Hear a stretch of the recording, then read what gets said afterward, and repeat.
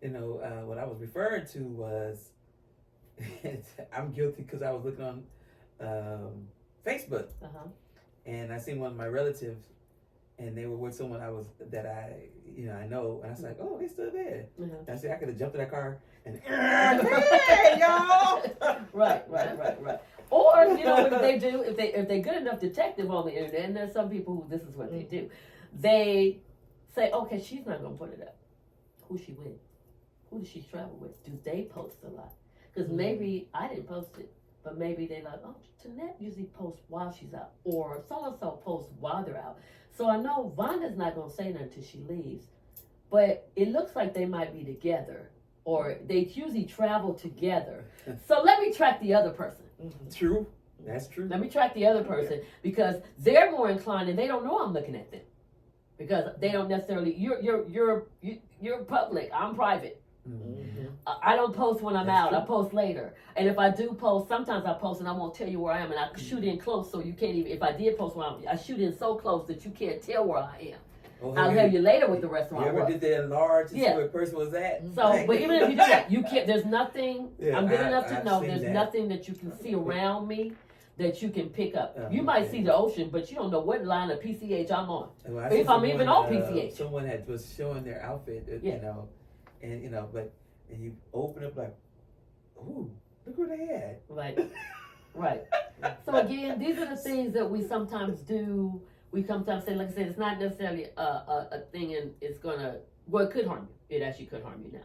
They're finding out some of the things, and they, when social media starts really becoming really common, a lot of people, I'm going on vacation too. We're gonna be gone 2 weeks. Now the robbers have showed up in shops. I just got so and so.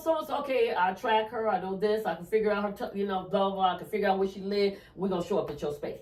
So again, those are the things. Sometimes we tell too much of our business. New. Look at my new car. Your license plate is showing. Right. Yeah. So I said, overexposed. We're overexposing, and this is not just church. This is just a safety tip across the board. It's a safety tip across the board. Can we not tell everything about ourselves? Why do we need to have an argument online? What is the purpose of? Do we ever just think it all the way through? Why am I arguing with you online? For the world to see. Right. That used to be the thing. We picked up the phone and we might show up at your door because I know you. Right. But I'm not going to have the argument for the world to see.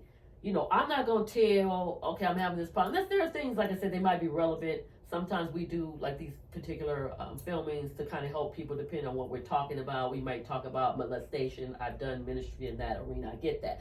Those are helpful things. That's not what I'm talking about being overexposed. I'm talking about some things. I had a fight with my husband last night, and so, I hate him right now. Okay, well, somebody who like you might be going, oh, she had a fight with her husband. Hold on.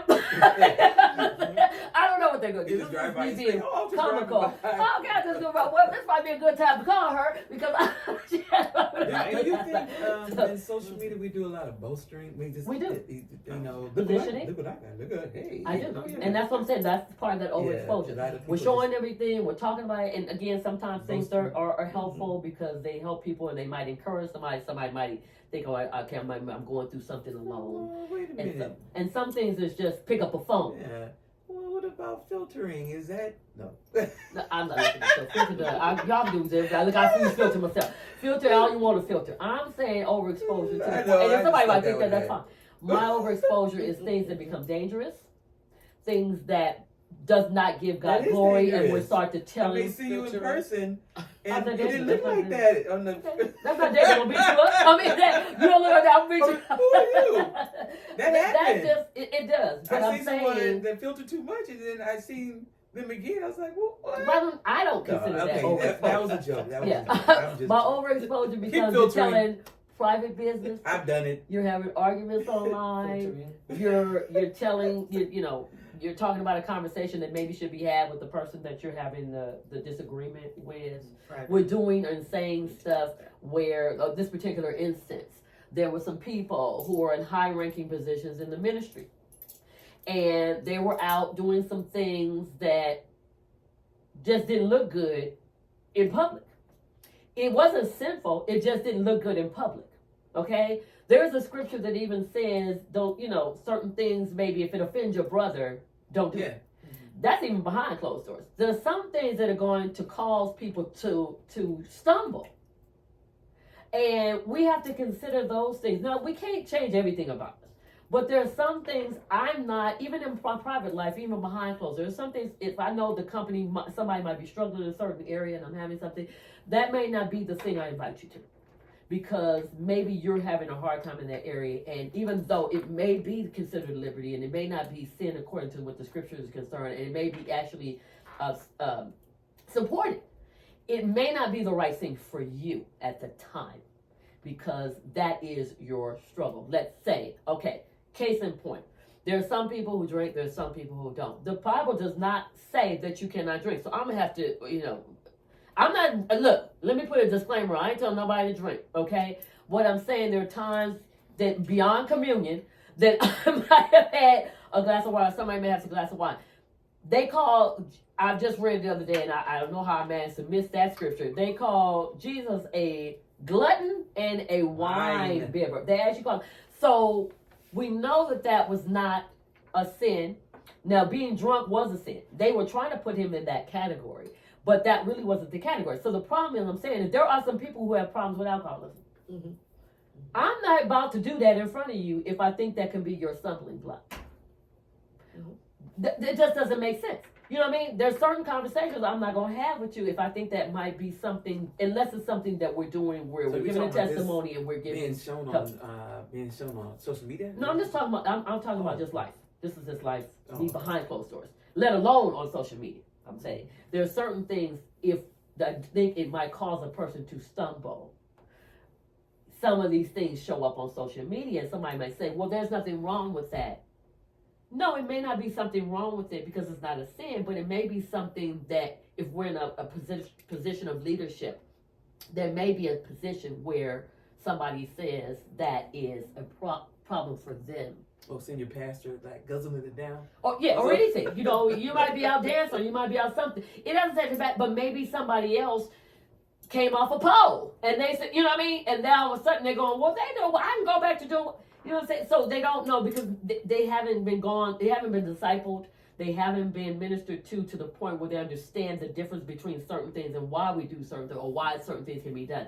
So certain things, case in point, I'm just gonna make just a blatant obstacle right here.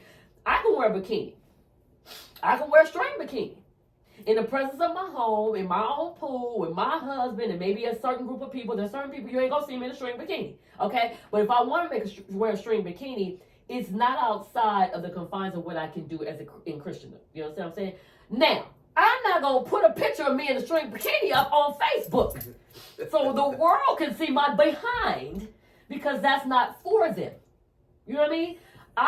But I'm not gonna wear a string bikini stringing in the choir. Somebody says nothing wrong. It's a time and a place. They used to say time and a place. If I wore a string bikini and I put a picture on social media, you know how much that would have been shared? Okay, right. Look, any of us put a string bikini if I think it's gonna be shared. Did you see? Right. So my thing is, you're not gonna see that. You're not gonna see the things that happen behind closed doors that should stay behind closed doors. It doesn't make them sin. It means they're not supposed, certain things shouldn't be done out in the open. So that's what I'm saying. There's certain things that I do or certain conversations that I even have with people that are private conversations. I don't believe they should be put on social media. The problem now is everything else. Nothing is private. I don't even know if they know the word private anymore. Yeah, I don't. It's private. With private is look. Telling everything is the new black. I don't know what you want. Orange is the new black. It's overexposure is the new whatever. Yeah. It's however much content you can put out, whatever you can say, whatever you want to say. I don't know if it's because we're trying to get a show. I'm not sure what it is. I'm not really sure why we have gotten to this point where we feel like we should tell everything on social media. And that's what I'm seeing. And at some point, it makes me sick to my stomach. And that's just me. I'm not saying that's whatever. I'm just saying for me, I've gotten to the point where I almost want to kill social media. I mean, just take it down for me. Now, there are things, like I said, sometimes I find out, I've left my former church. Sometimes I find out people died or something, that they're sick or something, they need prayer or whatever the case may be. They may not remember to pick up a phone and call me to tell me. I'll see it on social media. So social media has its very, very strong good points. All I'm saying is this is a show about social overexposure. Overexposing when you could pick up a phone and call those people and it doesn't have to be blasted on social media. I'm a blog. I like reading blogs. Yeah. The social media and bloggers. And some of that information is so wrong. I found out they pay bloggers to put out wrong information on social media.